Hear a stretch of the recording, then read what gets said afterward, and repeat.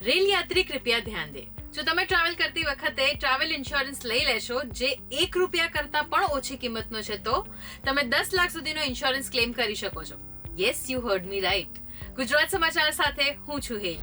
જો તમે IRCTC ની ઓફિશિયલ વેબસાઇટ અથવા તો એની ઓફિશિયલ એપ્લિકેશનમાંથી ટિકિટ બુક કરાવશો તો તમને ટ્રાવેલ ઇન્સ્યોરન્સનું આ એક ઓપ્શન દેખાશે.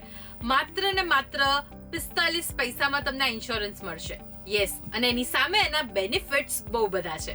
જો ટ્રેનની સાથે કોઈ અનિચ્છનીય બનાવ બની જાય છે, કોઈ એક્સિડન્ટ થઈ જાય છે કે એવું કંઈ થાય અને એમાં કોઈ વ્યક્તિ મૃત્યુ પામે છે તો 10 લાખ સુધીનો પે આઉટ છે. કાયમી કુલ અપંગતા એટલે કે ટોટલ ડિસેબિલિટી માટે 10 લાખ.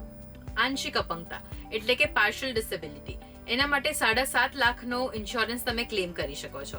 અને આ જે છે એ આખું લિસ્ટ છે કે કયા લોસ માટે તમને કેટલા % અમાઉન્ટ મળી શકે છે અને સાથે અમુક ટર્મ્સ એન્ડ કન્ડિશન્સ પણ છે જેની લિંક હું તમને આ વિડીયોના એન્ડમાં આપીશ.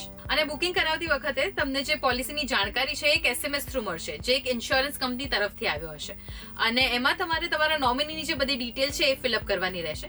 તો જો એ ડિટેલ્સ તમે નહીં ભરો તો તમારા જે નોમિની છે એ ઇન્સ્યોરન્સ ક્લેમ નહીં કરી શકે, એટલે એ ચોક્કસથી ભરવાની. અને બીજું આ એક ધ્યાનમાં રાખવાનું છે કે તમારે ઇન્સ્યોરન્સ જે છે રેલવેમાં ક્લેમ નથી કરવાનો, એ જે પણ ઇન્સ્યોરન્સ કંપનીમાંથી મેસેજ આવ્યો છે ત્યાં ક્લેમ કરવાનો રહેશે. અને અકસ્માત થયાના 4 મહિનાની અંદર જ તમારે ઇન્સ્યોરન્સ ક્લેમ કરવો પડશે, અધરવાઇઝ એ ઇન્સ્યોરન્સ તમને નહીં મળી શકે. અને આ છે એની ઓફિશિયલ વેબસાઇટ, આની ઉપર ક્લિક કરશો એટલે તમને A to Z ડિટેલ મળી જશે. જે પણ ટર્મ્સ એન્ડ કન્ડિશન્સ છે બધું તમે અહીંયા વાંચી શકો છો. તો આ ન જેવી કિંમતનો જે ઇન્સ્યોરન્સ છે એ આપણા માટે બહુ જ હેલ્પફુલ સાબિત થઈ શકે છે, રાઈટ? તો જે લોકો ટ્રેનમાં રૂટીનમાં ટ્રાવેલ કરતા હોય અથવા તો તમે પણ ક્યારેક જો ટ્રાવેલ કરવાનો હોય તો આ ઇન્સ્યોરન્સ ચોક્કસથી લઈને જજો, કારણ કે માત્ર 45 પૈસાનો છે. ચોક્કસથી લેજો અને આવા જ ઇન્ફોર્મેટિવ ન્યૂઝ માટે જોડાયેલા રહો ગુજરાતસમાચાર.com સાથે.